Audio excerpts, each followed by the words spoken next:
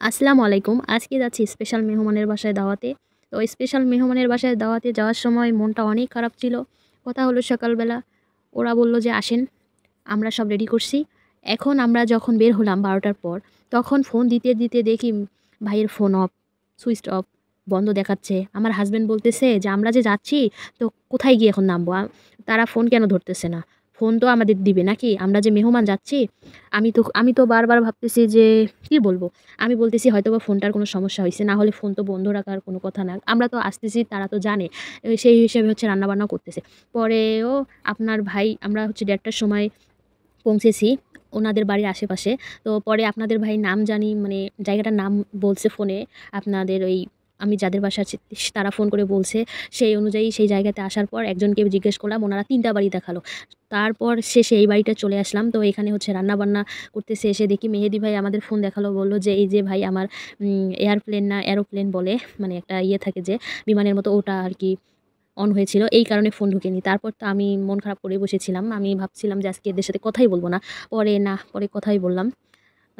এরকম ভুল আর কখনো যাতে না করে আমি বারবার বলছি মেহেদী ভাইয়াকে যে এই ভুল আর কখনো করবেন না। তো এনাদের বাসায় এসে দেখলাম এনারা নতুন বাড়ি করছে রাস্তার সাথে ২ রুম, তারপরে বাথরুম, তারপর হচ্ছে বেলকুনি সবকিছুই আছে। তো ভালোই লাগলো বাড়িটা। এখানে গাছপালা লাগালে অনেক ভালো লাগবে। অনেক শাকসবজির গাছও কিন্তু লাগানো যাবে। জায়গাটা অনেক বড়। পিছনে পুকুর আছে। পুকুর থেকে বড় হচ্ছে মাছ নিয়ে আসছে মেরে, তারপরে এগুলো রান্না করতেছে। টাটকা আর মাংস, মানে মাছের মধ্যে অনেক পরিমাণ ঝাল দিছিল। আমি বললাম যে ঝাল একটু কম দাও, কিন্তু ঝাল তো কম দিল না।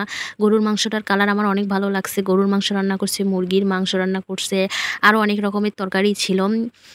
এখানে দেখলাম যে কি সুন্দর পাখিগুলো উড়ে উড়ে যাচ্ছে। এখানে অনেকগুলো চড়ুই পাখি ছিল।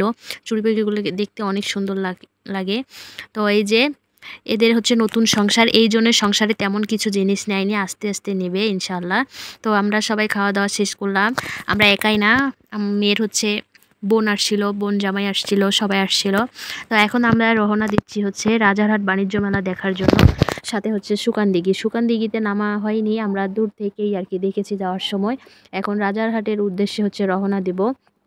তো কোথাও আসার পর যদি শুনি যে মেলা লেগেছে, আর মনে মনে হচ্ছে আমাকে হচ্ছে আমার বান্ধবী বলছে যে উম, আমরা কিন্তু যাব মেলাতে। আমি বলছি ঠিক আছে। আমরা কিন্তু মনে মনে প্ল্যান করছিলাম, কিন্তু এনাদের বলিনি। আর বলতে গেলে আবার 2টা ঝাড়ি খাওয়া লাগবে, এই জন্যে বলিনি। পরে শেষমেশ বলেই ফেলছি। তারপর রাজি হলো কোনো মতে। রাজি হওয়ার পর তো উম, যদিও গেলাম, কিন্তু কিছুই নিতে পারলাম না। মোটরসাইকেলের যেহেতু হেডলাইটটা নষ্ট হয়েছে, সকাল সকাল আসতে হবে। তারপরেও আমরা অনেক রাতেই আসছি। ওরা বলছিল থাকার জন্য, কিন্তু থাকা তো হবে না। রাজারহাটে আমি কখনো যাইনি। তো রাজারহাট যাওয়ার সময় কিন্তু আমি সুকানদিঘি দেখেছিলাম। সুকানদিঘিতে প্রতি বছর মেলা হয়। তো তারপরে হচ্ছে মেলায় আর কি আমরা পৌঁছানোর পথে। তো তোমাদের সবার সাথে দেখা হবে একবারে মেলাতে গিয়ে, রাজারহাট বাণিজ্য মেলায় গিয়ে দেখা হবে। সেই পর্যন্ত তোমরা ভালো থেকো, সুস্থ থেকো। নেক্সট টাইম আবারও একটি নতুন ব্লগ ভিডিও নিয়ে চলে আসবো। আল্লাহ হাফেজ।